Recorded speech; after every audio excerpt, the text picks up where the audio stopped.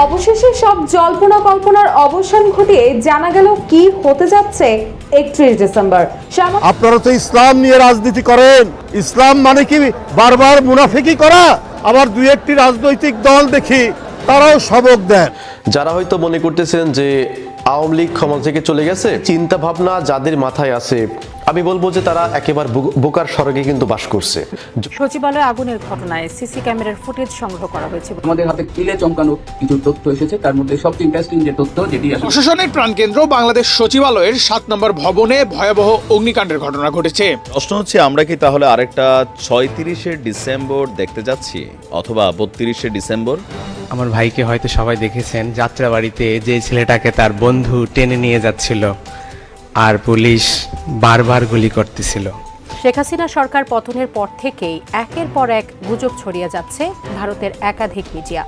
বৈষম্য বিরোধী ছাত্র আন্দোলনের আহ্বায়ক হাসনাত আব্দুল্লাহ ও জুলাই শহীদ স্মৃতি ফাউন্ডেশনের সাধারণ সম্পাদক সার্জিস আলমের বাসা থেকে বিপুল পরিমাণ টাকা পাওয়া গেছে বলে শেখ হাসিনা সরকার পতনের পর বাংলাদেশ ভারতের প্রতি সংঘাতমূলক অবস্থান গ্রহণ করেছে বলে দাবি ভারতীয় সংবাদ মাধ্যমের। বন্ধুরা, 31শে ডিসেম্বর 2024 কি হতে চলেছে?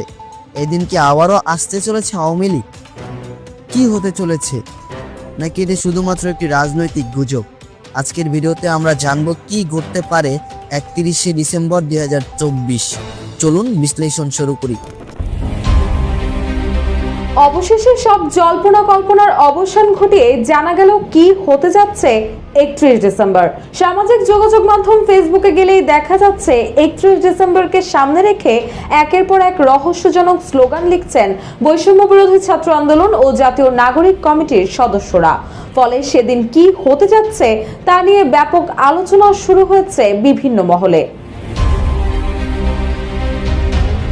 শনিবার সন্ধ্যার পর থেকে ফেসবুকে এক ধরনের ক্যাম্পেইন চালাচ্ছেন ছাত্র আন্দোলনের নেতারা, আর এই ক্যাম্পেইনে যুক্ত হয়েছেন উপদেষ্টা আসিফ মাহমুদ। তিনি তার ব্যক্তিগত ফেসবুক আইডিতে লিখেছেন কমরেডস নাও অর নেভার।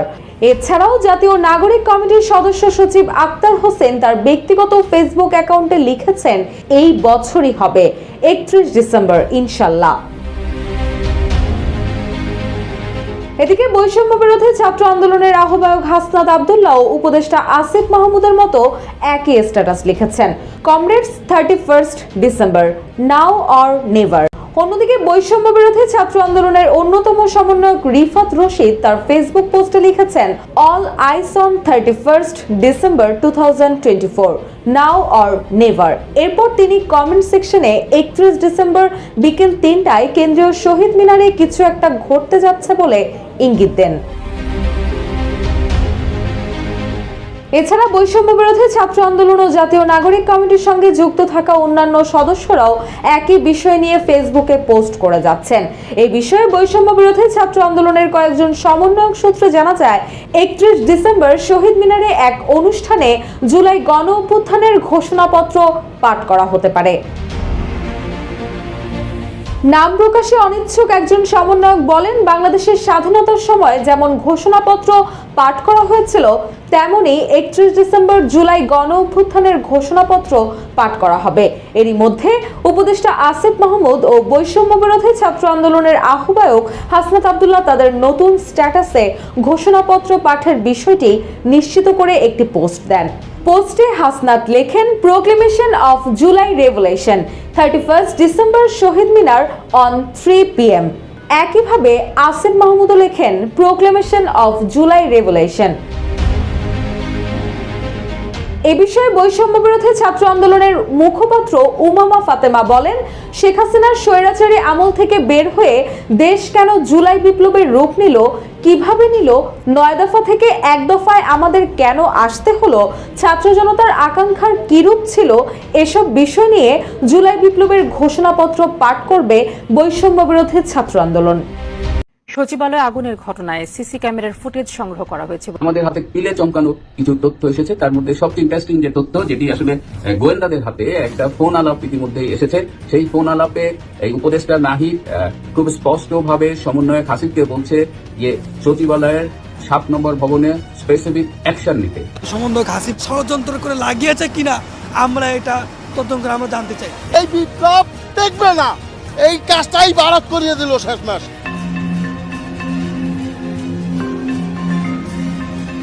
সমন্বয়ক হাসিবের বক্তব্য সবারই মনে থাকার কথা। মেট্রো রেলে আগুন ও পুলিশ হত্যার বক্তব্য অকপটে স্বীকার করেছিলেন গণমাধ্যমে। যদি মেট্রো রেলে আগুন না দেওয়া হতো, যদি পুলিশদেরকে না মারা হতো, তাহলে বিপ্লবটা এত সহজেই অর্জিত হতো না, কিংবা ফ্যাসিবাদের পতন নিশ্চিত করা যেত না। তবে এরই মাঝে অনুসন্ধানে উঠে এসেছে সচিবালয়ে আগুন লাগার ঠিক 2 মিনিট পরে সমন্বয়ক হাসিব ফেসবুক লাইভে আসেন। এত সিকিউরিটি থাকা সত্ত্বেও সমন্বয়ক হাসিব সচিবালয়ে প্রবেশ করলেন কিভাবে, যেখানে সংবাদকর্মী কিংবা সচিবালয়ের কর্মীদেরই প্রবেশ করতে দেয়নি পুলিশ। দিচ্ছে না কেন? আসলে আপনার ধাক্কা দাও কেন দিচ্ছে না ওনারা জানেন? কি বলছে আপনাকে? আমাকে বলছে এদিক দিয়ে ঢুকতে দিবে না। কিন্তু সাংবাদিকদের যাদের পিআইডি পাস আছে তাদের কিন্তু এখানে ঢুকতে দেওয়া হচ্ছে না। সচিবালয়ের মতো কড়া নিরাপত্তার স্থানে আগুন লাগার প্রায় 8 ঘন্টা পরে ফায়ার সার্ভিস আগুন নিয়ন্ত্রণে আনে, যা কৌতূহলের নতুন মাত্রা যোগ করেছে। থেকে নিউজ দেখতেছি, নিউজ দেখে চলে আসলাম আমি, কিন্তু এখন পর্যন্ত কোনো সমন্বয়কও দেখলাম না, কোনো দলের কোনো কাউকে দেখলাম না। উপদেষ্টা এরা কোনো যোগ্যই না, এদের মতো লোকদের দেশ চলে না। দেশে জ্ঞানী লোক আছে, তাদের দিয়ে আপনি দেশ চালান। এদিকে বিএনপির মহাসচিব রুহুল কবির রিজভী তিনি গণমাধ্যমে জানিয়েছেন, সচিবালয়ে সমন্বয়করা এত রাতে কি করে। এর আগেও সচিবালয়ে সমন্বয়ক ও আনসারের সংঘর্ষ ঘটেছিল। ইউনূস সরকার যদি মনে করে থাকেন দেশের মানুষ অবুঝ, তাহলে সমন্বয়কদের বিচার এদেশের মানুষই করবে। কিছু নথি চাওয়ার পর গতকাল গভীর রাতে এই আগুন, যখন কোন সচিব কোন মন্ত্রীর বিরুদ্ধে জনগণের মধ্যে থেকে প্রতিবাদ আসে, তখনই আপনার সচিবালয়ের ফাইল গায়েব হয়ে যায়। আপনারা তো ইসলাম নিয়ে রাজনীতি করেন, ইসলাম মানে কি বারবার মুনাফিকি করা? আবার 2-1টি রাজনৈতিক দল দেখি তারাও সবক দেন যে চাঁদাবাজ বিদায় নিয়েছে, আর কোনো চাঁদাবাজকে আমরা দেখতে চাই না। আপনাদের 71-এর অর্জন কি? আপনারা 71-এর বিরোধিতা করেছেন। আমরা তো দেখেছি ইসলামী ব্যাংক কিভাবে গ্রাস করে নিল একটি রাজনৈতিক দলের অনুসারীরা। তাহলে আজকে কোন মুখে বলছেন এক চাঁদাবাজ পালিয়েছে, আরেক চাঁদাবাজকে কেউ দেখতে চায় না? আবার 2-1টি রাজনৈতিক দল দেখি তারাও সবক দেন যে চাঁদাবাজ বিদায় নিয়েছে, আর কোনো চাঁদাবাজকে আমরা দেখতে চাই না, না আসুক চাঁদাবাজ, না আসুক। কাকে উদ্দেশ্য করে বলছেন? শেখ হাসিনার আমলে যারা ব্যাংক লুট করেছে, ব্যাংক আত্মসাৎ করেছে, এস আলমদের উত্তরসূরি হিসাবে 5ই আগস্টের পর আমরা কি ব্যাংক আত্মসাৎ করতে দেখিনি? আমরা তো দেখেছি ইসলামী ব্যাংক কিভাবে গ্রাস করে নিল একটি রাজনৈতিক দলের অনুসারীরা। তাহলে আজকে কোন মুখে বলছেন এক চাঁদাবাজ পালিয়েছে, আরেক চাঁদাবাজকে কেউ দেখতে চায় না? কাকে উদ্দেশ্য করে বলছেন আমরা কি বুঝতে পারি না? আমরা তো প্রথমেই দেখলাম 5ই আগস্টের পরের দিনই কি করে ইসলামী ব্যাংকগুলো আপনারা দখল করেছেন। এটা কি জনগণ দেখেনি? এটা তো জনগণ দেখেছে। আর আজকে বড় বড় কথা বলেন, কলঙ্ক লেপন করার চেষ্টা করেন বিএনপির নামে। পাড়া মহল্লায়, জেলায় জেলায় অনেক টার্মিনাল দখল সহ, অনেক সিএনজি স্ট্যান্ড দখল সহ, অনেক টেন্ডার ভাগাভাগির মধ্যে আপনাদের লোকরা কি জড়িত নেই? আমি সেই রাজনৈতিক দলটিকে বলতে চাই, খুব নীরবে নিভৃতে সব কিছু অপকর্মের সাথে আপনারা জড়িত। শেখ হাসিনার ব্যাংক আত্মসাতের পর, 5ই আগস্টের পর আপনাদের আত্মসাত তো জনগণ দেখেছে। আমরা হাসিনার আমলে দেখেছি চাপাতি লীগ, হেলমেট লীগ, বন্দুক লীগ।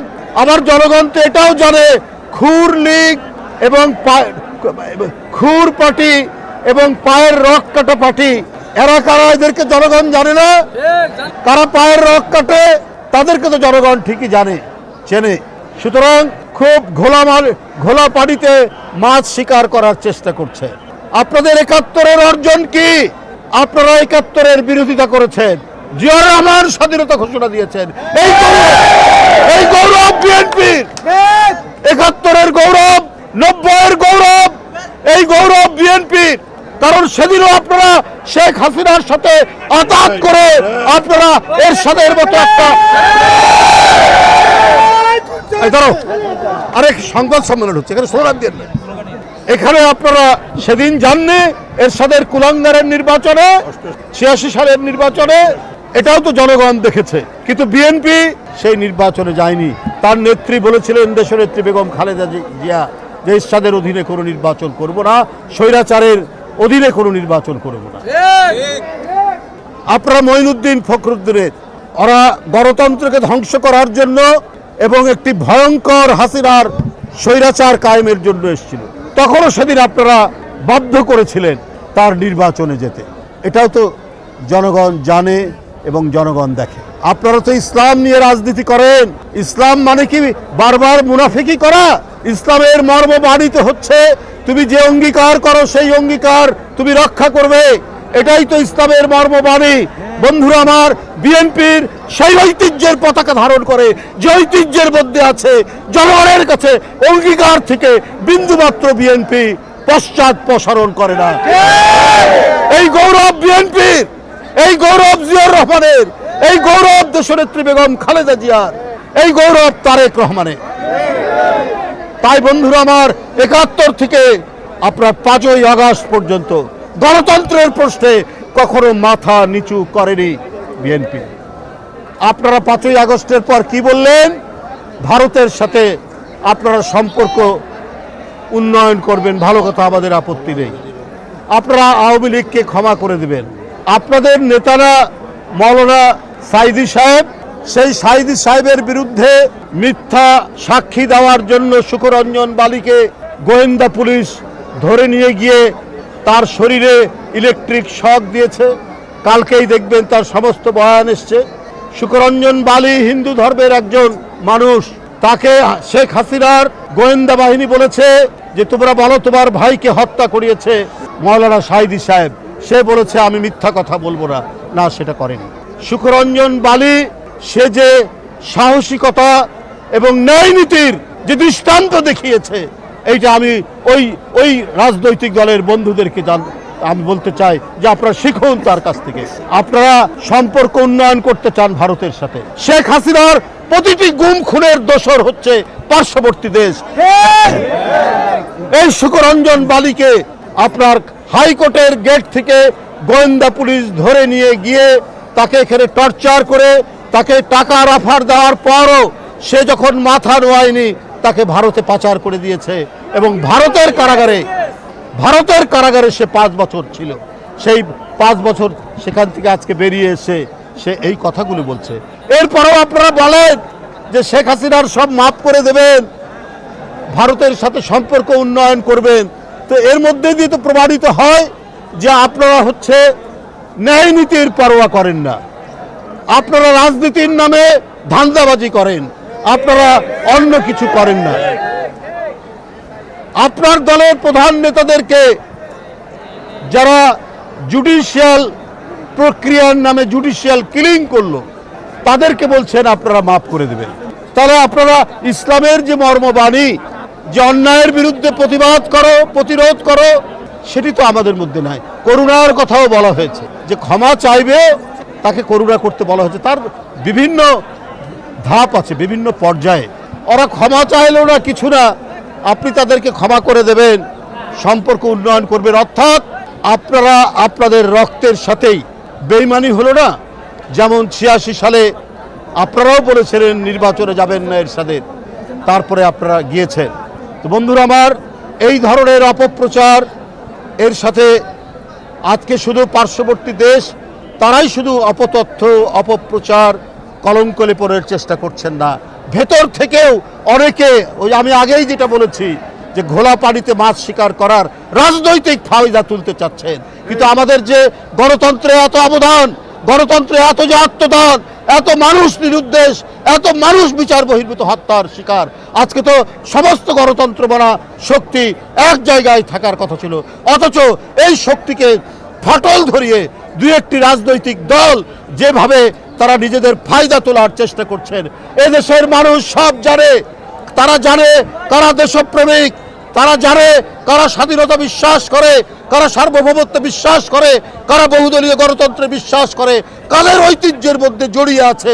এই সমস্ত বৈশিষ্ট্যগুলো এই দেশের জনগণ জানে। বন্ধুরা আমার ভাইকে হয়তো সবাই দেখেছেন, যাত্রাবাড়িতে যে ছেলেটাকে তার বন্ধু টেনে নিয়ে যাচ্ছিল আর পুলিশ বারবার গুলি করতেছিল। প্রিয় সুশীল সমাজের ব্যক্তিগণ সকলে এখানে উপস্থিত আছেন, অন্তর্বর্তীকালীন সরকারের উপদেষ্টারা উপস্থিত আছেন। আমি সকলের কাছে একটাই প্রশ্ন রাখতে চাই। আমি সারা বাংলাদেশে শহীদদের নিয়ে কাজ করি, 500 শতাধিক শহীদ ফ্যামিলি আমার সাথে কানেক্টেড। তারা সকলেরই একটা প্রশ্ন, আদৌ কি আমরা স্বাধীন? আদৌ কি এই হত্যাকাণ্ডগুলোর বিচার হবে? যদি হয়, আজকে 5 মাসে আমরা কি দেখেছি? নিয়ার অ্যাবাউট 1000 মানুষ, মায়ের সন্তান মারা গেছে। একটা হত্যাকাণ্ডে যদি একটা পুলিশ জড়িত থাকে তাহলে 1000 পুলিশ গ্রেফতার হওয়ার কথা ছিল। একটা হত্যাকাণ্ডে যদি 2টা পুলিশ জড়িত থাকে 2000 পুলিশ গ্রেফতার হওয়ার কথা ছিল। এই পর্যন্ত কয়টা পুলিশ গ্রেফতার হয়েছে আপনাদের কাছে আমি প্রশ্ন রেখে গেলাম। তাহলে কি আমি বলবো না আদৌ কি বিচার হবে? ছাত্রলীগের পোলাপাইনগুলো কি করেছে? হলগুলোতে থাকতে দেয়নি আমাদেরকে। মেসে গিয়ে থেকেছি, হলের আমরা ছাদে গিয়ে লুকাইছি, করিডোরে গিয়ে লুকাইছি। ছাত্রলীগের কেন্দ্রীয় কমিটির কয়জনকে গ্রেফতার করেছে? আপনাদের কাছে আমাদের প্রশ্ন, তাহলে এই যে বলে যে বিচার হবে, আমরা সেটার প্রগ্রেস কোথায় দেখতে পাচ্ছি? আপনাদের কাছে আমি এই প্রশ্নটাই রেখে গেলাম যে বিচার কি আদৌ হবে? এই পর্যন্ত 23টা পুলিশ গ্রেফতার করেছে। কি ম্যাসাকার করেছে পুলিশ? কিভাবে মানবাধিকার লঙ্ঘন করেছে?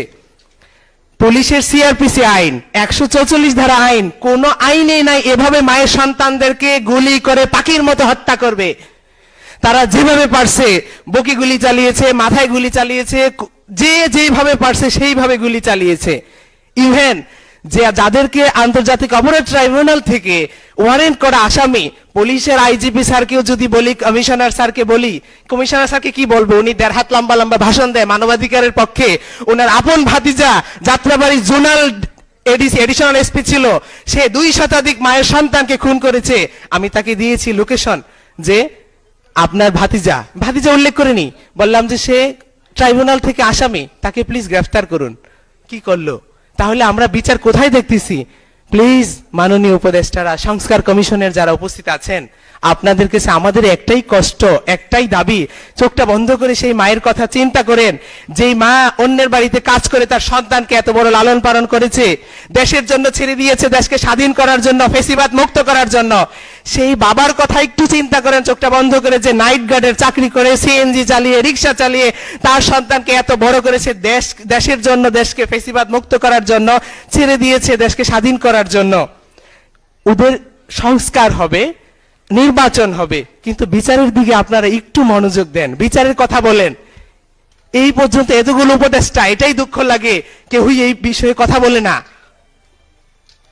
5 মাস হয়ে গেছে, শহীদের রক্তের দাগ এখনো শুকায়নি। আমরা কি বিচার দেখে যেতে পারবো? ট্রাইব্যুনালে যদি আমি তাজুল ইসলাম স্যারকে বলি, স্যার বলে আমাদের দায়িত্ব ওয়ারেন্ট ইস্যু করে দেওয়া, আমরা তো ওয়ারেন্ট ইস্যু করে দিচ্ছি।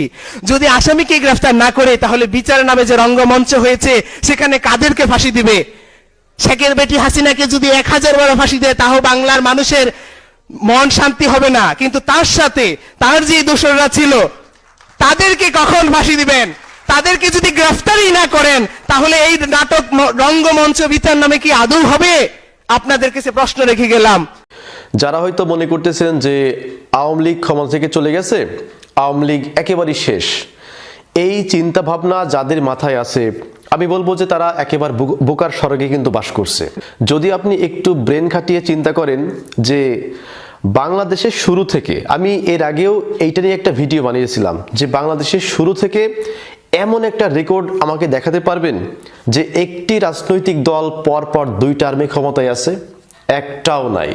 এদেশের মানুষ 5 বছরের বেশি কোনো দলকে ক্ষমতায় রাখে না। তো আওয়ামী লীগ একটা সময় ক্ষমতায় আসবে, সেটা হতে পারে 5 বছর, 7 বছর অথবা 8 বছর পরে। তো আওয়ামী লীগ যখন ক্ষমতায় আসবে, তখন দেশে যা যা ঘটবে সেই বিষয়ে আমি একটু থিওরি দেব আপনাদেরকে।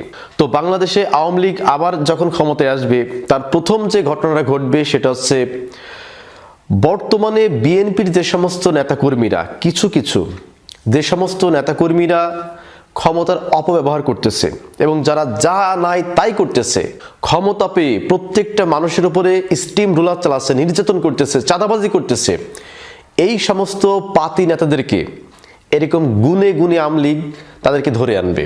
যদি বাসায় ঘুমিয়ে থাকে, বাসা থেকে তুলে আনবে। যদি মাটির নিচেও থাকে, এরা মাটির নিচ থেকে আওয়ামী লীগ ওদেরকে তুলে কয়েকদিনের মধ্যে অসংখ্য বিএনপি নেতাকর্মীকে আওয়ামী লীগ হত্যা করবে।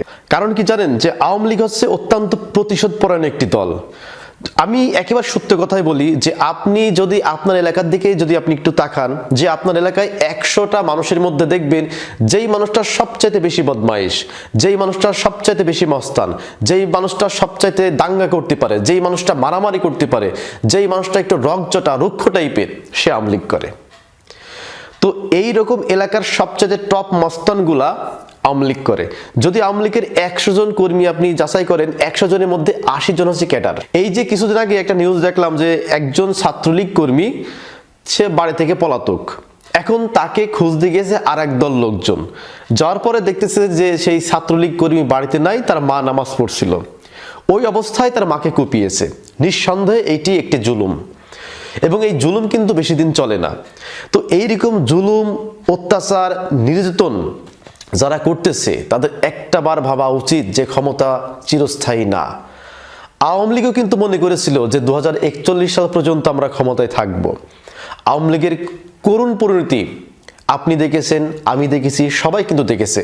তো সুতরাং এই আওয়ামী লীগ যেই পথে হেঁটেছিল, ওই পথে যদি আবার নতুন কোনো দল যায়, সেই দলের অবস্থা কিন্তু আওয়ামী লীগের থেকে দ্বিগুণ কঠিন অবস্থা হবে। আমি প্রথমেই কিন্তু বললাম সবচাইতে টপ টেরর, সবচাইতে যিনি মস্তান এলাকার মধ্যে, সেই লোকটা কিন্তু আওয়ামী লীগ করে। আর আওয়ামী লীগ অধিকাংশই কিন্তু প্রতিশোধ পরায়ণ। তো আপনি তার গায়ে যদি একটা কোপ দেন, সে পরবর্তীতে যদি সুযোগ পায় আপনাকে 2টা কোপ দিবে। আপনি যদি একবার তার বাড়ি পোড়ান, সে আপনার বাড়ি সহ আপনার ব্যবসা প্রতিষ্ঠান কিন্তু পুড়িয়ে দেবে, যদি তার সেই সুযোগটা আসে। তো সুতরাং এই ঘটনাটা কিন্তু ঘটবে যেই দিন আওয়ামী লীগ ক্ষমতায় আসবে। এরপরে আওয়ামী লীগ ক্ষমতায় আসলে 2 নম্বর যে ঘটনাটা বাংলাদেশে ঘটবে, সেটা হচ্ছে সমন্বয়কদেরকে ধরে ফাঁসি দিবে। কিভাবে জানেন? যে তারা তখন বলবে যে এই জুলাই এবং 5 আগস্ট, এই 5 আগস্টে যে ঘটনাগুলো ঘটছিল, এই ঘটনার তারা কিন্তু বিচার করবে। 1971 সালে মুক্তিযুদ্ধের সময় যারা রাজাকার ছিল, বঙ্গবন্ধুকে যারা হত্যা করেছিল, সেই 40 থেকে 45 বছর আগে যারা এই অপরাধগুলো করেছিল, 45 বছর পরও কিন্তু আওয়ামী লীগ তাদেরকে বিচার করেছে। তো সুতরাং 5 তারিখে আওয়ামী লীগের যে সমস্ত নেতাকর্মীদেরকে হত্যা করা হয়েছে, যে সমস্ত পুলিশদেরকে হত্যা করা হয়েছে, এগুলা কিন্তু আওয়ামী লীগের কাছে রেকর্ডেড। তো সুতরাং তারা যখন ক্ষমতায় আসবে, তারা কিন্তু এই ইস্যুটা বারবার তুলবে। এবং এই ইস্যুটার মাস্টারমাইন্ড কারা ছিল মাস্টারমাইন্ড, এবং সেই সূত্র ধরে এগিয়ে যারা সমন্বয়ক, এই সমন্বয়কদেরকে তারা কিন্তু ফাঁসির মঞ্চ পর্যন্ত নিয়ে চলে যাবে। এটা আমার কথা না, এটা আপনারা দেখেছেন যে এই যে হাসনাত আব্দুল্লাহ, এরপরে যে রাফি, তারা কিন্তু বিভিন্ন কনফারেন্সে তারা কিন্তু নিজেরাই বলেছে যে আওয়ামী লীগ যদি ক্ষমতায় আসে তাহলে কিন্তু আমরা কেউ বাঁচবো না। এবং তারা কিন্তু এটা শিওর যে আওয়ামী লীগ যদি ক্ষমতায় আসে তাহলে প্রথমে ধরবে হচ্ছে আমাদেরকে, এবং আমাদেরকে একটা একটা করে ফাঁসিতে ঝুলাবে। এই কাজটা কিন্তু আওয়ামী লীগ করতে পারে যদি পরবর্তী সময়ে তারা কখনো ক্ষমতায় আসে। এরপরে বাংলাদেশ আওয়ামী লীগ যখন ক্ষমতায় আসবে, তখন তারা 3 নম্বর একটি ভালো কাজ করবে। সেটা কি জানেন? তারা আমেরিকার সাথে গুড সম্পর্ক করবে। এবার বিশ্বাস করেন, এবার তারা আমেরিকার সাথে যে সম্পর্ক করবে, এই সম্পর্ক তারা আর কখনো ছিন্ন করবে না। কারণ তারা খুব ভালো করেই বুঝে গেছে, জেনে গেছে যে আমেরিকাকে টেক্কা দিয়ে শুধুমাত্র ভারতের পক্ষে রাজনীতি করে কিংবা ভারতকে ধরে দেশে টিকে থাকা সম্ভব না। আন্তর্জাতিক সমর্থন আমরা হারিয়ে ফেলবো। তো আন্তর্জাতিক সমর্থন ধরে রাখতে হলে কি করতে হবে? পশ্চিমা বিশ্বের সাথে আমাদের ভালো সম্পর্ক স্থাপন করতে হবে। যেই ভুলটা করেছিল শেখ হাসিনা, তিনি বারবার কিন্তু নিষেধাজ্ঞা করেছিল আমেরিকার বিপক্ষে। কে হচ্ছে 18 ঘন্টা পাড়ি দিয়ে ওই আমেরিকায় আমাদের না গেলে কিছুই হবে না। এরপরে পিটার হাসকে রাজহাঁস বলে তাকে যা নাই তাই ইচ্ছা করলেন। 2018 সালে আমেরিকার রাষ্ট্রদূতের গাড়িতে হামলা করলেন। আমেরিকা কি অতই হচ্ছে বোকা মনে করেছেন? খেলনা আমেরিকা। 5 বছর আগে আমেরিকা যে প্ল্যান করে ফেলেছিল যে এই আওয়ামী লীগ গভর্নমেন্টকে ফেলে দিবে যে কোনো কায়দায়, তারা কিন্তু ফেলে দিয়েছে।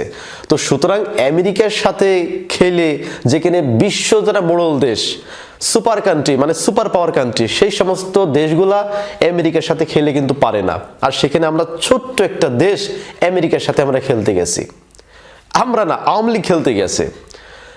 আওয়ামী লীগ যেমন খেলতে গেছে আমেরিকার সাথে, এরকম একটা বড় বাস আমেরিকা কিন্তু ঢুকিয়ে দিয়েছে। তো সুতরাং এই বাসের যে কষ্ট আওয়ামী লীগ কিন্তু বুঝতে পেরেছে। সুতরাং পরবর্তী সময়ে দেখবেন যে আওয়ামী লীগ যখন ক্ষমতায় আসবে সবচাইতে ভালো সম্পর্ক হবে আমেরিকার সাথে, এবং তারা আমেরিকার সমর্থন নিয়ে তারা দেখবেন যে ক্ষমতায় আসার চেষ্টা করবে। এটা তাদের একটা ভালো দিক আমরা বলতে পারি।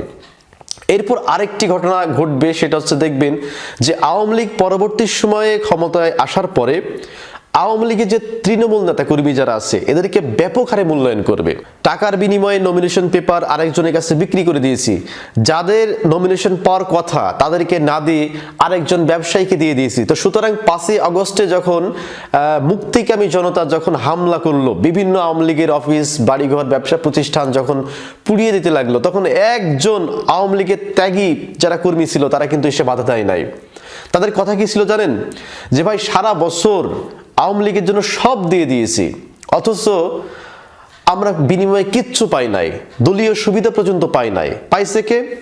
ওই মেয়রের আত্মীয় স্বজন, এমপির আত্মীয় স্বজন, ওই আওয়ামী লীগের সেক্রেটারি তার আত্মীয় স্বজন, সভাপতি তার আত্মীয় স্বজন। অথচ আমরা তৃণমূল কর্মী, আমরা জয় বাংলা স্লোগান দিয়ে এখানে হচ্ছে আওয়ামী লীগের ঘাঁটি স্থাপন করেছি, অথচ আমাদের কোনো মূল্যায়ন করেনি।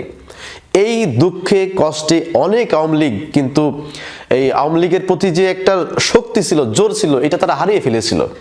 তো আওয়ামী লীগ এটা এখন খুব ভালো করে বুঝতে পেরে বৈষম্য বিরোধী ছাত্র আন্দোলনের আহ্বায়ক হাসনাত আব্দুল্লাহ ও জুলাই শহীদ স্মৃতি ফাউন্ডেশনের সাধারণ সম্পাদক সার্জিস আলমের বাসা থেকে বিপুল পরিমাণ টাকা পাওয়া গেছে বলে সামাজিক যোগাযোগ মাধ্যমে খবর ছড়ায়।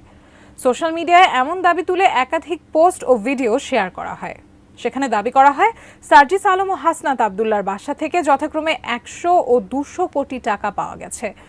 আসলে কি তাই? এ নিয়ে কি বলছে ফ্যাক্ট চেক, জানাচ্ছেন এসআই রাজ। আমাদেরকে কেউ দাবায় রাখতে পারবে না।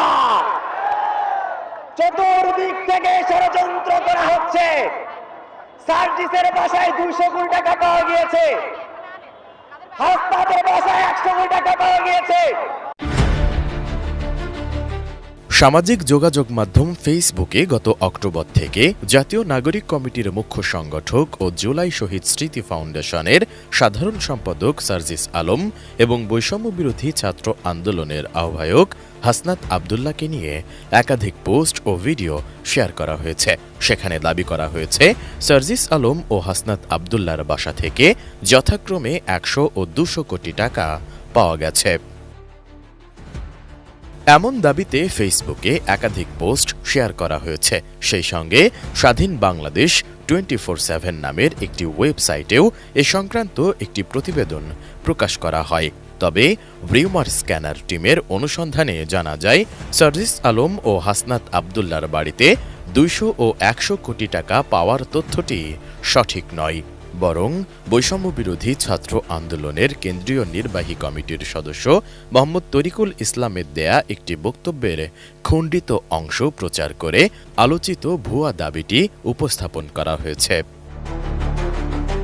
বেশি পাকা টমেটো আর সিক্রেট রেসিপির কম্বিনেশনে তৈরি প্রাণ সসের বস।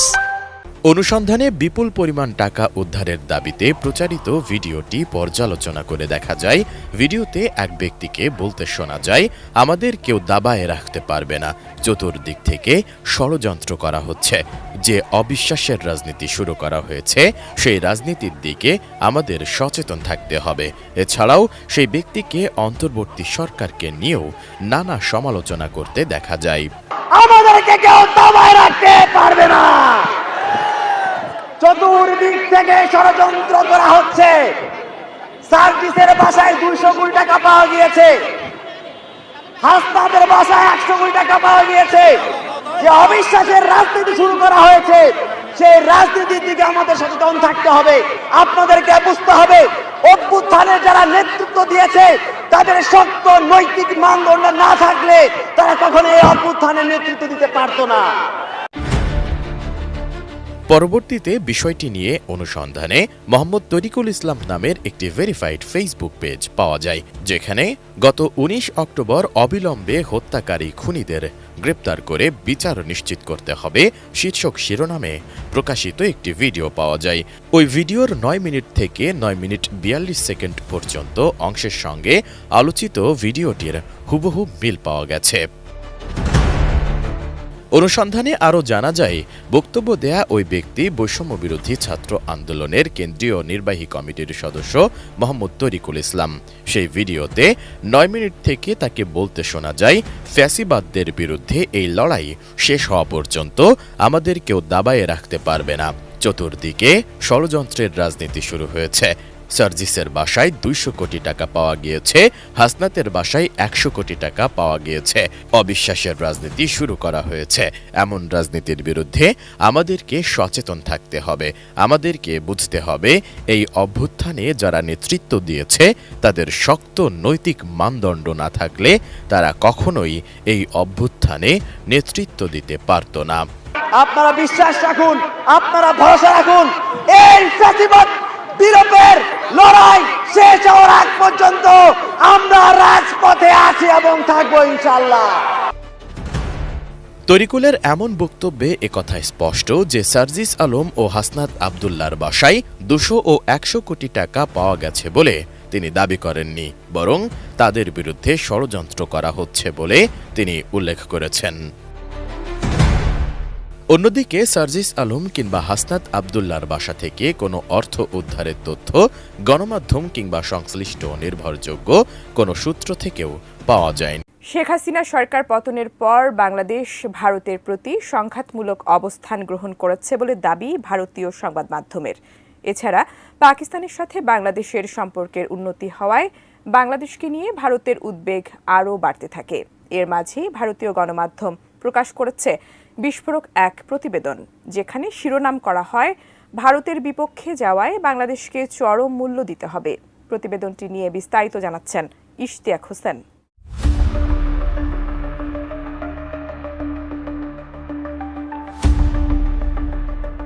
সাবেক প্রধানমন্ত্রী শেখ হাসিনা ক্ষমতাচ্যুত হওয়ার পর নোবেল বিজয়ী ডক্টর মোহাম্মদ ইউনূসের নেতৃত্বে গঠিত হয় অন্তর্বর্তী সরকার। এরপরই ভারত বাংলাদেশ সম্পর্ক সর্বকালের সর্বনিম্ন পর্যায়ে পৌঁছেছে। দুই দেশের টানাপোড়েন রাজনীতি থেকে শুরু করে প্রভাব ফেলছে ব্যবসায়িক খাতেও। অন্যদিকে ইসলামাবাদের সাথে ঢাকার সুসম্পর্কে উদ্বিগ্ন ভারত। তাই তো দেশটির গণমাধ্যম একের পর এক ভিত্তিহীন মিথ্যা সংবাদ প্রচার করেই যাচ্ছে। এবার সেই ধারাবাহিকতা বজায় রেখে হুমকির সুরে দেশটির স্থানীয় গণমাধ্যম ইন্ডিয়া.com প্রকাশ করেছে নতুন এক প্রতিবেদন, যেখানে সরাসরি ভারতের বিপক্ষে যাওয়ায় বাংলাদেশকে চরম মূল্য দিতে হবে বলে উল্লেখ করা হয়। স্বাস্থ্যকর অল টাইম ফ্যামিলি কেক, সব সময় অল টাইম হেলদি লাইফ। প্রতিবেদনটিতে চরম মূল্য কিভাবে ও কেন দিতে হবে সে বিষয়েও জানানো হয়। এশিয়ায় ভারতই বাংলাদেশের দ্বিতীয় বৃহত্তম বাণিজ্যিক আমদানি রপ্তানির দেশ। চাল, গম, পেঁয়াজ, রসুন, চিনি, তুলা, পরিশোধিত পেট্রোলিয়াম, ইলেকট্রনিক্স, প্লাস্টিক এবং ইস্পাতের মতো বিভিন্ন প্রয়োজনীয় জিনিসের জন্য নয়াদিল্লির উপর অনেকটাই নির্ভরশীল বাংলাদেশ। প্রতিবেদন অনুযায়ী 2022-23 অর্থবছরে ভারত ও বাংলাদেশের মধ্যে মোট দ্বিপাক্ষিক বাণিজ্য হয়েছিল 16 বিলিয়ন মার্কিন ডলারের।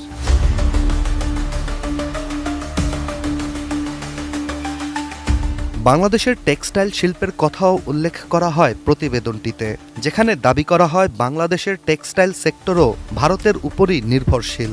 এই নির্ভরশীলতাকে তুলে ধরে প্রতিবেদনে বলা হয়, ভারত যদি সবকিছু রপ্তানি বন্ধ করে দেয় তাহলে বাংলাদেশের অর্থনীতি পঙ্গু হয়ে পড়বে, যা বাংলাদেশের জিডিপিতে বিরূপ প্রভাব ফেলবে। আর এসবের মাধ্যমেই অর্থনীতিকে ভেঙে দিয়ে ভারত বাংলাদেশকে চরম মূল্য পরিশোধ করতে বাধ্য করবে বলে জানায় ইন্ডিয়া.com-এর প্রতিবেদন। এছাড়া বাংলাদেশ ও পাকিস্তানের সম্পর্ককে খোঁচা দিয়ে বলা হয়, প্রয়োজনের সময় বাংলাদেশ পাকিস্তানকে পাশে পাবে না।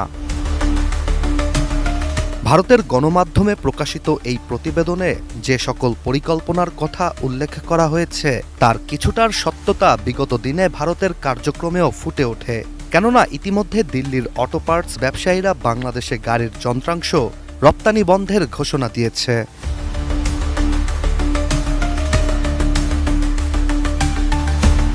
বাস্তবিকভাবে প্রতিবেদনে উল্লেখিত পদক্ষেপগুলি যদি ভারত নেয়, তাহলে বাংলাদেশ কি আমদানি রপ্তানির জন্য বিকল্প কোনো দেশের সাথে সম্পর্ক বৃদ্ধি করবে, না ভারতের সাথে মধ্যস্থতার মাধ্যমে নিজেদের সম্পর্ক পুনরুদ্ধার করবে? সে বিষয়ে জানতে শেখ হাসিনা সরকার পতনের পর থেকেই একের পর এক গুজব ছড়িয়ে যাচ্ছে ভারতের একাধিক মিডিয়া। সম্প্রতি দেশটির গণমাধ্যমের এমন অপতৎপরতা বেড়েছে কয়েক গুণ।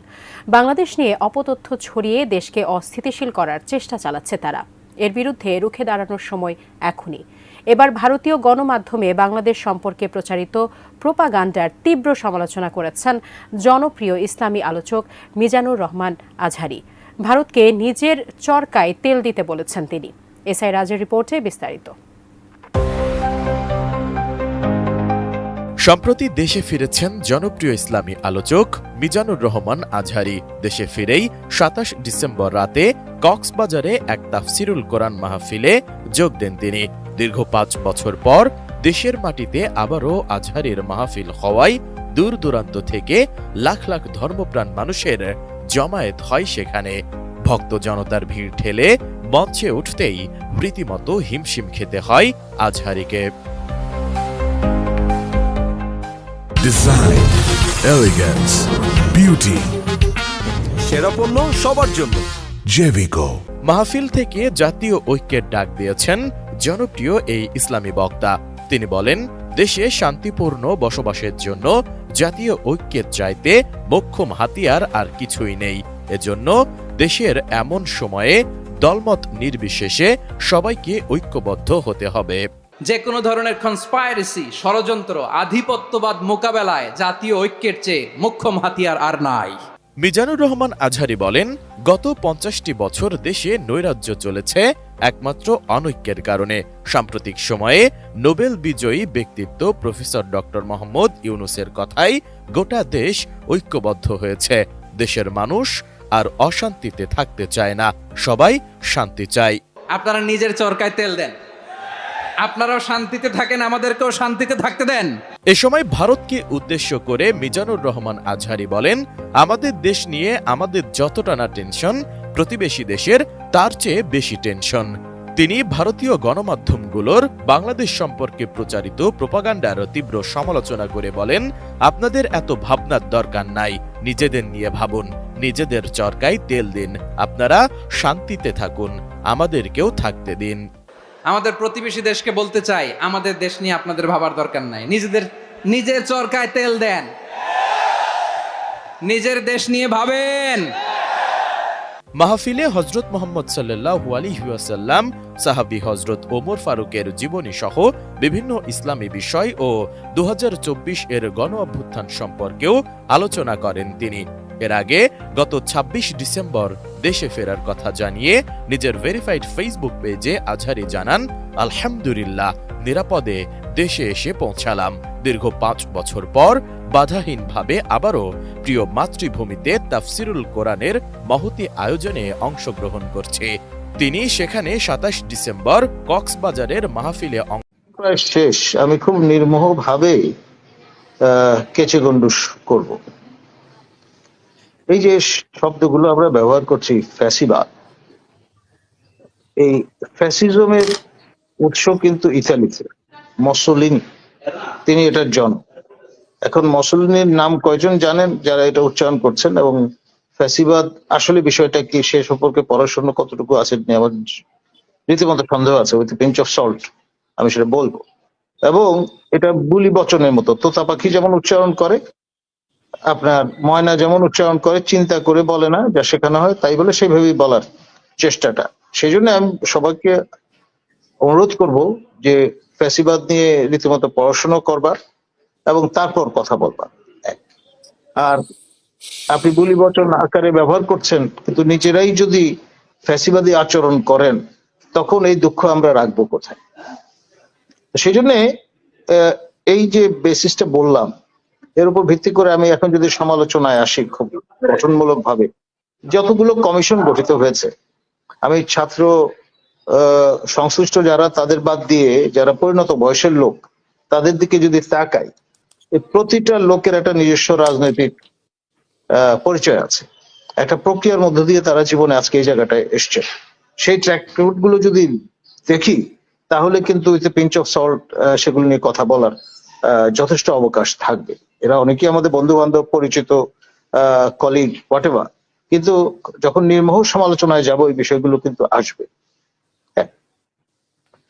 এবং আলটিমেটলি জনগণের করের টাকা কিন্তু খরচ হচ্ছে এদেরকে পুষতে, এদের সচিবালয় মেনটেন করতে, এদের চা নাস্তা খাওয়ানোর জন্য at the end of the day আবারও গরিব মানুষের টাকা খরচ হচ্ছে। এই যে সময় ক্ষেপণ করে তারা এই কাজগুলো করবার চেষ্টা করছেন, নিজেদের জাস্টিফাই করবার চেষ্টা করছেন, আলটিমেটলি রাজনৈতিক সরকার ক্ষমতা আসলে পরে সবগুলো যদি বাদ হয়ে যায়, বাতিল হয়ে যায়, শেলফড হয়ে যায়, তখন কেউ যদি দাবি করেন যে এই যে লোকগুলো আমাদের এতগুলো টাকা খরচ করলো জনগণের টাকা, সেটা হিসাব দিতে হবে, টাকা ফেরত দিতে হবে, তখন তারা যাবেন কোথায়? এই প্রশ্নগুলো কিন্তু চোখ মুখ সবার ফোটা শুরু করেছে, এই কথাগুলো কিন্তু উঠবে। সেই জন্য সময় থাকতে আমি বলবো দ্রুততম সময়ের মধ্যে এই কর্ম সম্পাদন করে তাদের বাড়ি চলে যাওয়া উচিত। এক, তা না হলে কড়ায় গন্ডায় কিন্তু এই হিসাব আদায় করা হতে পারে তাদের কাছ থেকে। সেই জন্য আয়নায় নিজেদের চেহারাগুলো দেখাটা খুব জরুরি, তা না হলে পরে আফসোসের সীমা থাকবে না। আর আমার প্রিয় ছাত্র আবু সাইদ, মুগ্ধ, তারা জীবন দিয়েছেন, তাদের কলিগরা জীবন দিয়েছেন, কতটা ত্যাগ স্বীকার করেছেন, সেই ত্যাগের বিনিময়ে কিন্তু এই কর্মগুলো সৃষ্টি হয়েছে। এবং সেটার অপব্যবহার যদি হয়, এবং কিভাবে আপনি জাস্টিফাই করবেন এই দুর্ঘটনাটাকে? এটা দুর্ঘটনা, নাশকতা, সকল সাইন্স সিমটম আলামত তাই বলে। তাহলে এই যে লোকগুলো আপনার দিনের বেলা যারা প্রবেশ করেছেন তাদের তো দায় নেই। আমি মনে করি যে তারা কি কাজগুলো করেছেন, করা সম্ভব? তারা তো নিশ্চয়ই 5টার পরে বেরিয়ে গেছেন সচিবালয় থেকে। 5টার পরে কারা ছিল সচিবালয়? তাদের একটা নির্ঘণ্ট হাজির করেন, করলে দেখা যাবে যে কোথাকার জল কোথায় যাচ্ছে। আর কিন্তু আপনার সিসিটিভি ফুটেজ গুলো প্রকাশ্য দিবালোকে হাজির করেন না কেন? প্রত্যেকেই তো জ্ঞান বুদ্ধি বিবেক আছে, মানে ক্যামেরা তো মিথ্যা বলবে না, যাহাই তাহাই বস্তুনিষ্ঠতার সঙ্গে তুলে ধরেছে বা ধরবে। এখন তার ফলে দায় দায়িত্ব যদি কারো দায়িত্বশীল কারো উপর আসে, he or she will have to face the music. এটাতে সাইয়ে করার কোনো সুযোগ নেই। জনগণের করের টাকা খরচ হয়েছে ওই ভবন তৈরি করতে, আপনার ওখানে আসবাব সজ্জিত করতে, তারপরে আপনার যে নথিপত্র, দলিল দস্তাবেজ যা ধ্বংস হয়ে গেছে, দ্য প্রাইসলেস। আপনি ফেরত দেবেন কি করে? এটাকে নানানভাবে ব্যাখ্যা করার সুযোগ আছে। আপনার যে রেজিম বিদায় হয়েছে তাদের অপকর্মের একটা প্রমাণাদি হতে পারে। আবার যারা দায়িত্ব নিয়েছেন তারা তাদের এখতিয়ার বহির্ভূত কোনো কাজ করে থাকলে তারাও কিন্তু পেপার ট্রেল সেখানে থাকবার কথা, সে দায় কে নেবে? তো সেই জন্য খুব নির্মোহ ভাবে একটা কমিশন তৈরি করে আপনার এটার দ্রুততম সময়ের মধ্যে ফয়সালা হওয়া দরকার, এবং তার আগ পর্যন্ত আলামত যাতে ধ্বংস নষ্ট না হয় সেই কারণে একেবারে আন্তর্জাতিক কায়দায় যেভাবে বেষ্টনী তৈরি করা হয় সেরকম বেষ্টনী তৈরি করে এখানে আপনার সংরক্ষণ করা দরকার আলামত গুলো। তা না হলে যদি দেখা যায় যে কাবাব মনে করে কবুতর গুলো এবং কুকুর নিয়ে গেছেন লোকজন খাওয়ার জন্য, তার চেয়ে বড় বাজে কাজ আর কিছু হবে বলে আমি মনে করি না। স্যার 31 তারিখে টার্গেট করে একটা টার্গেট রাখা হয়েছে, 31 তারিখে কিছু হবে এরকম আমরা সোশ্যাল মিডিয়াতে দেখতে পাচ্ছি। কি হবে আসলে 31 তারিখে, 31শে ডিসেম্বর? দেখুন, যেটা জানান দেওয়ার চেষ্টা হচ্ছে সেটা হচ্ছে বিপ্লবী ডিক্লারেশন আসবে এবং সংবিধান নাল এন্ড ভয়েড বলে ঘোষণা হতে পারে। নাল এন্ড ভয়েড যদি সংবিধান হয়ে যায় তাহলে মহামান্য রাষ্ট্রপতি থেকে শুরু করে আপনার যারা এখন দায়িত্বে আছেন তাদের সবারই বৈধতা নিয়ে কিন্তু প্রশ্ন, সেটা এড়ানোর কোনো সুযোগ থাকবে না। ফরাসি বিপ্লবের পরে কি হয়েছিল আমরা তো জানি। আমাদের চট্টগ্রামের ছেলে জমির, তিনি নেতৃত্ব দিয়েছিলেন ফরাসি বিপ্লবের, এবং ফ্রেঞ্চ এক ধরনের অপভ্রংশ তৈরি হয়েছে, জমির হয়ে গেছেন জমর। তো সেই ইতিহাস থেকে যদি আমরা শিক্ষা নেই তাহলে দেখব যে নানান ডাইমেনশন কিন্তু উত্থিত হচ্ছে এর মধ্য দিয়ে। সেটা কারা করবে? এই সরকারকে প্রস্তাবিত তো নিশ্চয়ই সমন্বয়করা করবে না, তো সেটা 31 তারিখে এখন ধরুন আপনি যখন বক্স অফ প্যান্ডোরা খুলে ফেলবেন, এটা ব্যক্তি কদ্দূর গিয়ে দাঁড়াবে নো ওয়ান নোজ। আপনার আলাউদ্দিনের সেই জাদুর চারাক যদি আপনি ঘষা দিয়ে দেন তাহলে দত্ত কত বড় স্পেস নিয়ে আবির্ভূত হবে নো ওয়ান নোজ। আমরা যারা এই অভ্যুত্থানে অংশগ্রহণ করেছি, আন্দোলন করেছি, তাদের পক্ষ থেকে একটা জুলাই প্রোক্লেমেশন আসবে, একটা ঘোষণাপত্র আসবে যে কোন ঐতিহাসিক প্রেক্ষাপটে দাঁড়িয়ে এই ধরনের একটি অভ্যুত্থান সংগঠিত হলো বা আমাদের সরকার পতনের ঘোষণা দেওয়া লাগলো, এবং এই জুলাই অভ্যুত্থানের ফলে আসলে ছাত্র জনতার সত্যিকার আকাঙ্ক্ষাটা কি ছিল সেটি ব্যক্ত করার জন্য একটি ঘোষণাপত্র জাতির সামনে হাজির করা হবে। এক্ষেত্রে বিপ্লবী কোন সরকার গঠনের পরিকল্পনা আছে? সেটার জন্য আপনাদের 31 তারিখ পর্যন্ত অপেক্ষা করা লাগে। আমার তো আরেকটা মন্ত্রণালয় আছে, আমি সেখানে বসতে পারি। তো ওই আসিফ মাহমুদের 2টা মন্ত্রণালয় পড়ে গেছে, সে নগর ভবনে বসতেছে। এরকম যার যার অন্যান্য জায়গা রয়েছে সেখানে অস্থায়ীভাবে কাজ করার জন্য ব্যবস্থা করা হয়েছে আর কি। আর মূলত এখানে আসা মূলত আপনাদের সাথে কথা বলার জন্য যে আপনাদের মধ্যে যাতে কোনো ভুল ধারণা তৈরি না হয়, অ্যাক্রিডিটেশন কার্ড বা সচিবালয়ে প্রবেশ নিয়ে আমাদের যে তদন্ত কমিটি করা হয়েছিল সেটা আজকে শেষ দিন একটা প্রাথমিক রিপোর্ট দেওয়ার। তো আজকে পর্যন্ত আমরা কাউকেই অ্যালাউ করছি না সচিবালয়ে প্রবেশ করার জন্য। আর এই জন্য আজকে আপনারা প্রবেশ করতে পারছেন না। আরেকটি বিষয় হচ্ছে যে সচিবালয়ের নিরাপত্তা বিঘ্নিত হয়েছে এর আগেও বিভিন্ন সময়ে।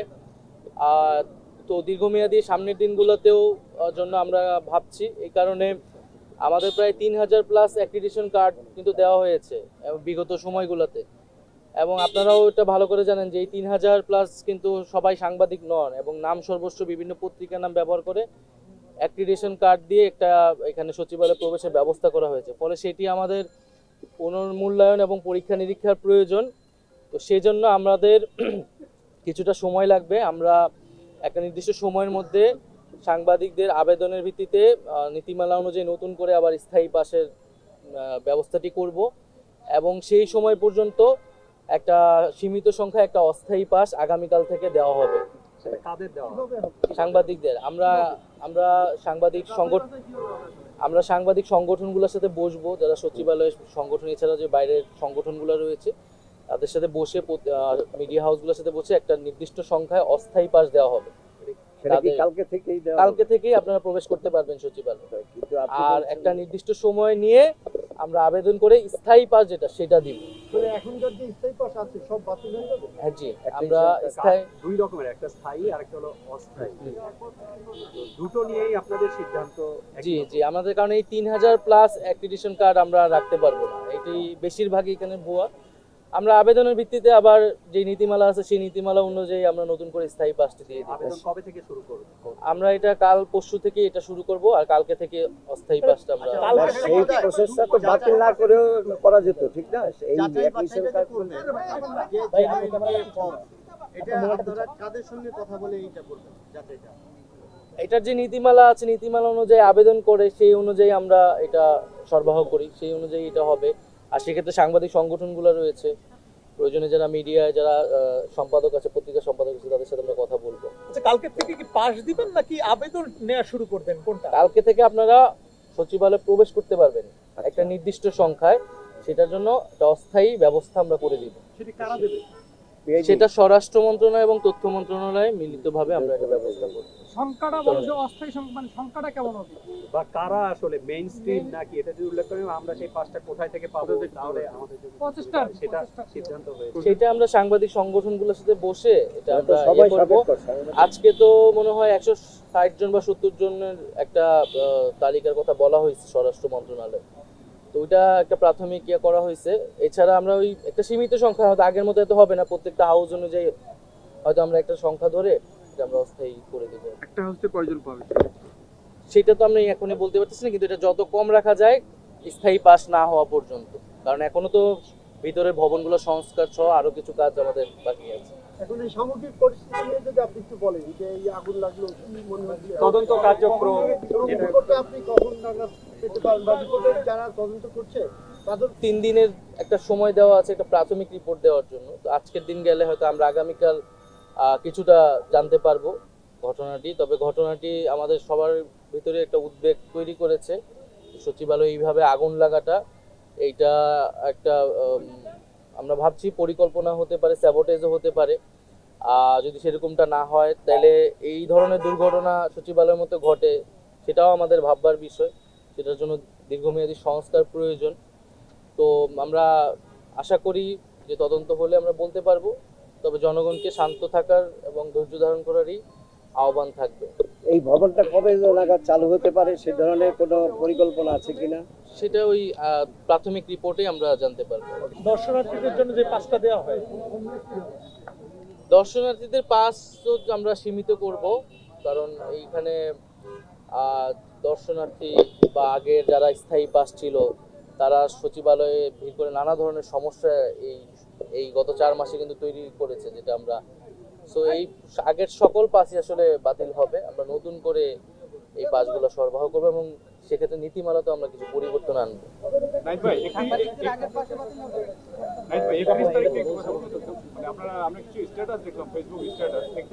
আমার যতটুকু ধারণা আছে, বৈষম্যবিরোধী ছাত্র আন্দোলন একটা সংবাদ সম্মেলন করে পরিষ্কার করেছে যে আমরা যারা এই অভ্যুত্থানে অংশগ্রহণ করেছি, আন্দোলন করেছি, তাদের পক্ষ থেকে একটা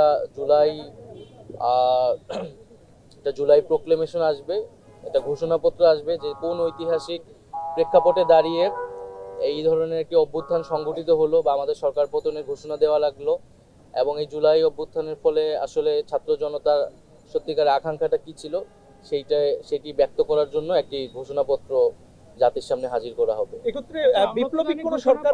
প্রশ্ন হচ্ছে, আমরা কি তাহলে আরেকটা 36শে ডিসেম্বর দেখতে যাচ্ছি অথবা 32শে ডিসেম্বর?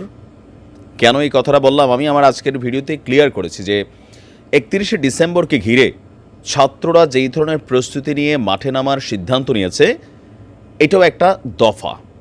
এমনকি এই দফাতে যা যা বলা হয়েছে আমরা কম বেশি যতদূর সমন্বয়কদের মুখে শুনেছি, এতে সরকারের সাথে সম্পূর্ণ 70 to 80% সাংঘর্ষিক অবস্থান তৈরি হয়ে যাবে। কারণ এই ইস্যুগুলো নিয়ে ইতিমধ্যেই সরকারকে কিন্তু তারা নামাতে পারেনি বা নোয়াতে পারেনি, ঝুঁকাইতে পারে নাই, কারণ বিএনপি অনড় হয়ে দাঁড়িয়েছিল। দর্শক, আগামী 31 ডিসেম্বর জুলাই বিপ্লবের ঘোষণাপত্র, এটার সাথে সরকারের কি কোনো সম্পর্ক আছে? কেউ কেউ বলছে অবশ্যই আছে, কারণ এই ছাত্ররাই তো সরকারের নিয়োগকর্তা, আবার এই সরকারের মধ্যে তাদেরই তো উপদেষ্টা আছে 2-3 জন, আর তাদের যারা উপদেষ্টা আছে তারাই তো পোস্ট দিচ্ছে কমরেডস নাও অর নেভার। তাহলে সরকারের সাথে কিভাবে সম্পর্ক থাকে না? সরকার কি জনগণের সাথে কানামাছি খেলা শুরু করছে? কারণ উপদেষ্টা আসিফ তিনি যখন স্টেটাস দিয়ে বসছেন নাও অর নেভার, দেন তিনি তো সরকারের লোক, তাহলে সরকার কিভাবে এটাকে অস্বীকার করে? এখন কি সরকার ছাত্ররা মুখোমুখি সংঘর্ষ? তাহলে কি 31শে ডিসেম্বর, যেহেতু সরকার আজকে এই ঘোষণা অলরেডি দিয়ে দিছে, তো সরকারের কি পতন ঘটানোর জন্য আরেকটা ডাক আসবে? আর যদি ডাক আসে, সেখানে কি ছাত্ররা আগের মতন মানুষ পাবে? কারণ আওয়ামী লীগকে তাড়ানোর জন্য সব শক্তিগুলো একত্রিত হয়েছিল, এখন যার যার রাস্তায় শেষে এই ছাত্রদেরকে সন্দেহ করে যে এরা ক্ষমতার দিকে ধাবিত হচ্ছে, এরা ভাই নিজেদের অস্তিত্ব বজায় রাখার জন্য, অথবা লম্বা চূড়া সময় এখন যেমন নিজেদের কন্ট্রোলে পুরো রাষ্ট্র চলে গেছে, এরকম কন্ট্রোল করার জন্য তারা চেষ্টা করছে। নানান প্রশ্ন, নানান মন্তব্য, সমালোচনা। আসুন সরকার কি বলছে এই জুলাই আগস্টের ঘোষণাপত্র নিয়ে। দর্শক, জুলাই বিপ্লবের ঘোষণাপত্র দেওয়ার কথা যখন বৈষম্যবিরোধী ছাত্র আন্দোলনের নেতারা জানিয়ে সব আয়োজন কমপ্লিটের পথে, তখনই আজকে প্রধান উপদেষ্টার প্রেস সচিব শফিকুল ইসলাম সাহেব তিনি বলছেন যে এই ছাত্রদের এই ঘোষণার সাথে অন্তর্বর্তীকালীন সরকারের কোনো সম্পর্ক নেই, এটি একটি বেসরকারি উদ্যোগ, আর এটাকে বেসরকারি উদ্যোগ হিসাবেই সরকার দেখছে, এর সাথে সরকারের কোনো ধরনের সম্পর্ক নেই। ঘোষণা না আসা পর্যন্ত সরকারের কাছে বিষয়টি স্পষ্ট নয়। আমি আবারও বলি, সমন্বয় করা দরকার। আওয়ামী লীগ সরকারের মধ্যে এরকম হইতো যে কোনো একজন মন্ত্রী, কোনো একজন এমপি একটা কথা বলতেন দায়িত্বশীল, পরে দেখা যেত যে আপনার যেমন কি বলা হয় যে পরবর্তী সময় দলের পক্ষ থেকে বলা হয়তো এটা তার ব্যক্তি বক্তব্য, এটা ব্যক্তি মন্তব্য, এটা সরকারের না। জনগণ ভাবতো আমাদেরকে মূর্খা বানাচ্ছে, ঠিক এরকমই কিন্তু ফিল হতো। তো আজকে আমাদের কাছে এমনই মনে হচ্ছে। রাষ্ট্রীয় অতিথি ভবন যমুনার সামনে এক সংবাদ সম্মেলন হয়েছে আজকে, সেখানে আমাদের প্রধান উপদেষ্টার প্রেস সচিব আবুল কালাম আজাদ, উপপ্রেস সচিব অপূর্ব জাহাঙ্গীর, সিনিয়র প্রেস সচিব ফয়েজ আহমেদ, সহকারী প্রেস সচিব সুচিস্মিতা তিথি তারা উপস্থিত ছিলেন। তো বলা হচ্ছে যে এই জুলাই বিপ্লব সম্পর্কে সরকারের অবস্থান কি, বলছে এটা একান্তই শিক্ষার্থীদের বিষয়, এই বিষয়ে সরকার অবগত নয়। ছাত্ররা যখন ঘোষণা দেবেন তখন আমরা দেখব তারা কি ঘোষণা দিল। যতক্ষণ পর্যন্ত এই ঘোষণাটা না আসবে ততক্ষণ পর্যন্ত আপনার বিষয়টা আমাদের কাছে স্পষ্ট না। তো এখানে আজকে আরও বেশ কিছু ঘটনা আছে। এখন বিষয় হচ্ছে যদি এটা বেসরকারি উদ্যোগ হয় তো প্রতিদিন বাংলাদেশে কত ধরনের উদ্যোগের আন্দোলনের জিনিস আমরা দেখি। আজকেও দেখছি ইন্টার্ন চিকিৎসকদের নিয়ে তারা আন্দোলনরত আছেন, একবার গেলেন আবার নামলেন। তো এরকম অসংখ্য বেসরকারি উদ্যোগ তো প্রতিদিনই আমরা দেখছি বাংলাদেশের বিভিন্ন জায়গায়, বিভিন্ন প্ল্যাটফর্মে আমরা রাজপথে অবস্থান নিতে দেখছি। তো ছাত্রদের এটা কি এরকমই হবে, নাকি এটারে সরকার আলাদা মূল্যায়ন করবে? এখন এটার সাথে সরকার কানেক্টেড না, এই জিনিসটা দুই কারণে মানুষের কাছে বিশ্বাসযোগ্য না। সবাই মনে করছে বিএনপির কথাবার্তা আপনি যদি দেখেন রাজনৈতিক দলগুলোর, যে ক্ষমতাকে লেন্দি করতে, আরও লম্বা সময় ক্ষমতায় থাকার জন্য কথায় কথায় সংস্কার সংস্কার সংস্কার, এটা শেখ হাসিনার উন্নয়ন উন্নয়ন উন্নয়নের মতো একটা শব্দ হয়েছে। আবার এই সরকারের বেশ কয়েকটা টিম আছে, টিম এ, টিম বি, টিম সি। তো এই ছাত্ররা হচ্ছে সরকারের টিম, তারা টেকনিক্যালি কথা বলেন, পরবর্তী সময় সরকার সেটাকে মেনে নিতে বাধ্য হয়, আর ওইটাতে সরকারের নিজস্ব ফায়দা থাকে। এখন এই জুলাই বিপ্লব ঘোষণায় সরকারের ফায়দা হবে নাকি হবে না সেটা আমরা জানি না, তবে এটার সাথে সাংঘর্ষিক অবস্থান তৈরি হবে সংবিধানের। কারণ মুজিববাদ বলতে যে জিনিসটা এখানে বোঝানো হচ্ছে ৭২-এর সংবিধান। তো ওই সংবিধানের আলোকে বাংলাদেশ ৫২ বছর চলছে, ৫৩ বছরে পা দিতে যাচ্ছে। এখন এই সংবিধান পরিবর্তন গেলে বিএনপি জীবনও মানবে না এই মুহূর্তে, জামাত ইসলাম এটার পক্ষে থাকবে না। আওয়ামী লীগ তো ব্যাকগ্রাউন্ডে আসেই রেডি খেলার জন্য। যদি ওইরকমই হয়, ছাত্ররা ৩৬শে ডিসেম্বর ট্রাই করে, তখন মাঠের মধ্যে নামলে বোঝা যাবে আসলে আবার কি ঘটতে যাচ্ছে। তবে সামনে একটা বড় ধরনের আরও একটা সংঘর্ষের আশঙ্কা অনেকেই করছে, যে বিএনপি যেভাবে আলটিমেটাম দিচ্ছে। আতাউর রহমান ঢালী ভাই বলছিল বিএনপি যদি মাঠে নামে ১ ঘন্টার মধ্যে সরকারকে যে কোনো সিদ্ধান্ত তারা মানাইতে বাধ্য করতে পারে। এখন আদৌ পারবে কিনা সেটা হচ্ছে কথা, কারণ এরকম সিদ্ধান্ত বিএনপি অনেক সময় নিয়েছিল আওয়ামী লীগ সরকারের বিরুদ্ধেও। বাট ২-১টা ককটেলের আওয়াজ শুনলে, পুলিশের ২-১ রাউন্ড সাউন্ড গ্রেনেড শুনলেই আবার তারা মাঠ খালি হয়ে যেত। ছাত্ররা তো আলাদা, একটা মরলে একটাই মরে, বাকিটা দাঁড়াই থাকে। তো সেই জায়গা থেকে ছাত্রদের ব্যাপারে আরেকটা হিসাব। তো সব কিছু মিলিয়ে আমরা বুঝতে পারতেছি না যে ডক্টর মোহাম্মদ ইউনূস সরকার আমাদের কি ঘোল খাওয়াচ্ছেন, নাকি আসলেই তারা জানেন না। আবার তাদের মধ্যে থাকা উপদেষ্টা আসিফ, তিনিই বলছেন কমরেডস নাও ও নেভার, আবার সরকার জানেন না। তো তাদের মধ্যে কি এগুলো নিয়ে আলোচনা হয় না? আমি জানি না যে নাহিদ বা মাহফুজ তারা কোনো স্ট্যাটাস দিয়েছে কিনা, দিয়ে থাকলেও তো বিষয়টা আরও জটিলতর হচ্ছে, যে সরকার কেন জানে না। সরকার একজন দায়িত্বশীল কর্তা ব্যক্তিরা এই ধরনের স্ট্যাটাস দিচ্ছেন, সেক্ষেত্রে তাদেরও তো দায়িত্বশীলতার ইস্যু আছে। প্রথমে চলুন একটু পেছনে ফিরে যাই। আওয়ামী লীগ যখন শাসনে ছিল, ছাত্ররা আন্দোলন করার পর ২০২৪ ৫ই আগস্ট দেশ ছেড়ে পালায় আওয়ামী লীগের সভাপতি শেখ হাসিনা। কিন্তু সাম্প্রতিক সময়ে রাজনৈতিক অস্থিরতা, অর্থনৈতিক চ্যালেঞ্জ এবং বিভিন্ন বিরোধী দলের আন্দোলনে পরিস্থিতি বদলে গেছে। এই প্রেক্ষাপটে ৩১শে ডিসেম্বর নিয়ে এত আলোচনার কারণ কি? আমার ব্যক্তিগত মতামত হলো ৩১শে ডিসেম্বর একটি প্রতীকী তারিখ। এটি রাজনৈতিক উত্তাপের একটি শিখর হতে পারে, কিন্তু বাস্তবিক অর্থে এটি কোনো পরিবর্তনের চূড়ান্ত দিন নয়। পরিবর্তন বা স্থিতিশীলতা নির্ভর করবে জনগণের সিদ্ধান্তের ওপর, যা নির্বাচনের মাধ্যমেই প্রকাশ পাবে। তো বন্ধুরা, আমাদের কি মনে হয় ৩১শে ডিসেম্বর কি সত্যি কোনো বড় পরিবর্তন আনবে, নাকি এটি শুধু একটি রাজনৈতিক গুজব? নিচে আপনার মতামত জানাতে ভুলবেন না। আর এমনই বিশ্লেষণমূলক ভিডিও পেতে আমাদের চ্যানেল সাবস্ক্রাইব করুন এবং ভিডিওটিতে একটি লাইক করুন, শেয়ার করতে ভুলবেন না। দেখা হবে পরের ভিডিওতে। ধন্যবাদ।